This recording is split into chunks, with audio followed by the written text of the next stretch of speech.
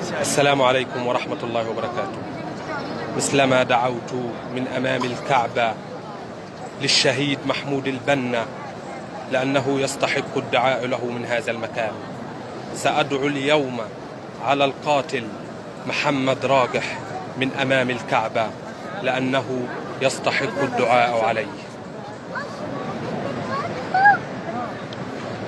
اللهم إني أسألك من هذا المكان أطهر بقاع الأرض أن تأخذ راجح أخذة عزيز مقتدر يا رب العالمين. اللهم أخذ محمد راجح أخذة عزيز مقتدر يا رب العالمين. اللهم إن القاتل محمد راجح وأهله ازدادوا ظلما فعليك بهم يا رب العالمين.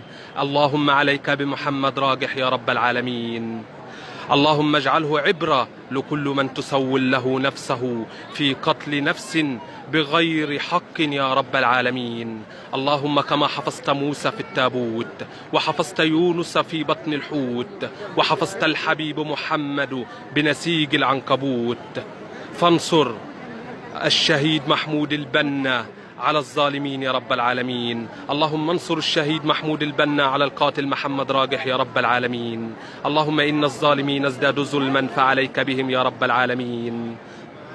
اللهم إنا نريد القصاص يا رب العالمين. اللهم إنا نريد القصاص من هذا القاتل محمد راجح يا رب العالمين.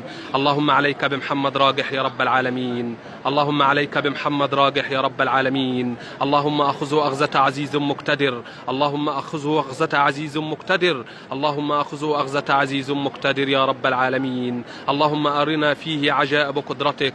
اللهم أرنا في محمد راجح وأهله عجائب قدرتك يا رب العالمين. اللهم أخذهم أخذة عزيز مقتدر يا رب العالمين. اللهم عليك بالقاتل محمد راجح يا رب العالمين. اللهم إني أدعوك من هذا المكان، اللهم إني أدعوك من هذا المكان أطهر بقاع الأرض أن تنصر محمود البنا على القاتل محمد راجح وأهله يا رب العالمين. اللهم إننا ليس لنا سواك يا رب العالمين. اللهم إننا ليس لنا أحد سواك يا رب العالمين، فانصرنا على القوم الظالمين. اللهم اضرب الظالمين بالظالمين وأخرجنا منهم سالمين آمنين غانمين يا رب العالمين. اللهم إني دعوتك كما أمرتني فاستجب اللهم كما وعدتني. وصلى اللهم وسلم وبارك على سيدنا محمد وعلى آله وصحبه وسلم تسليما كثيرا يا رب العالمين.